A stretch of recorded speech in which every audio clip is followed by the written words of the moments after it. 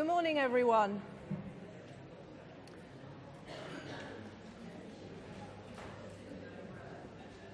Welcome to Sheffield and welcome to the Millennium Galleries, and thank you all for coming today to the Dwell Final Dissemination event and workshop. So as many of you will already know, our project, Designing for Wellbeing in Environments for Later Life, that's what Dwell stands for, brings together academics and practitioners in architecture, planning and public health. We wanted to study the ways in which design activities and processes can help to bring about a more beautiful, practical and socially cohesive environment that supports the aging population to live healthier and more active lives. Although we are fully aware that such an environment needs to be supported by joined-up health, care and community support infrastructure, as well, of course, as housing and planning policy, our study focuses primarily on the contribution that well-designed material environments can make to enabling active aging. So a number of projects were funded through this particular funding stream, each one focusing on a slightly different aspect of mobility in the built environment. While many of the projects that were funded under this call are analytical, observing environments, studying behavioural reactions to the built environment, monitoring movement patterns and social encounters through brain activity and that sort of thing. By contrast, our project is unique because it actually makes design proposals that can actively address the shortcomings in current housing and neighbourhoods and make the link between the two, always with the aim in mind of making sure that they better assist the process of aging. So today's event, Fit for Aging, Applying Design to the Production of Age-Friendly Places, acknowledges the role of the built environment in promoting or inhibiting a healthy lifestyle for older people. But our focus has not been on health alone, but on the wider conception of mobility and well-being that recognises our changing relationship with the physical environment as we age.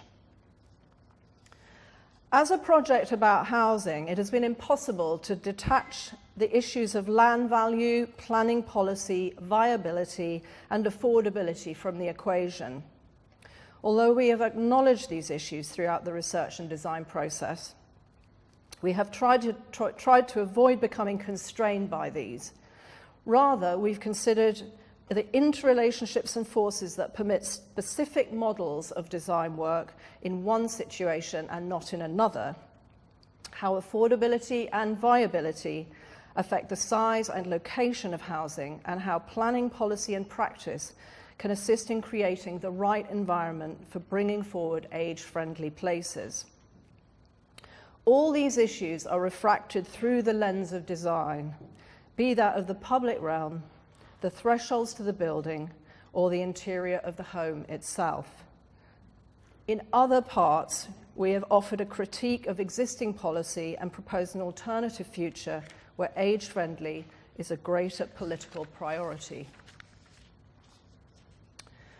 Now, in the pack that you were given on arrival, you will find a book entitled Designing with Downsizers. That's one of the first publications to emerge from our research and co-design work. With discussion of the key issues for those seeking to reinvent their living arrangements as they move into their later years, this primer for designers, developers and commissioners showcases a range of different housing typologies that are suited to various locations, preferences and lifestyles.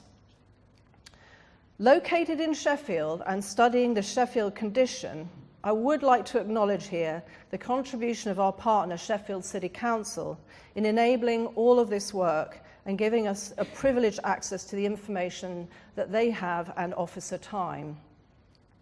As part of our research, Professor Malcolm Tate took a secondment to Sheffield City Council in 2015. Part of his work included advising the council on age-friendly policies in their local plan and preparing an evidence base that supports it. And in addition, Dwell researchers have contributed to the development of the Sheffield City Council Older Persons Strategy, Housing Strategy, participating in the steering group and feeding findings and older people's aspirations from our participatory research into that. A critical point about the work we've undertaken is that it's focused our attention not on the current issues, current business models of housing with care, such as assisted living or extra care, but we have specifically directed our energy at age-friendly general needs housing, neighbourhoods and infrastructures that can allow people to age well in their own homes or their communities. While we cannot claim to have covered every last aspect of housing, of age-friendly places, we have by necessity sought the views of older residents and co-designed housing with them. We have considered the implications of low land values and challenging topographies in our work, leading us to reconsider the value of typologies like bungalows, for example, which remain very popular and still ubiquitous in locations such as Sheffield.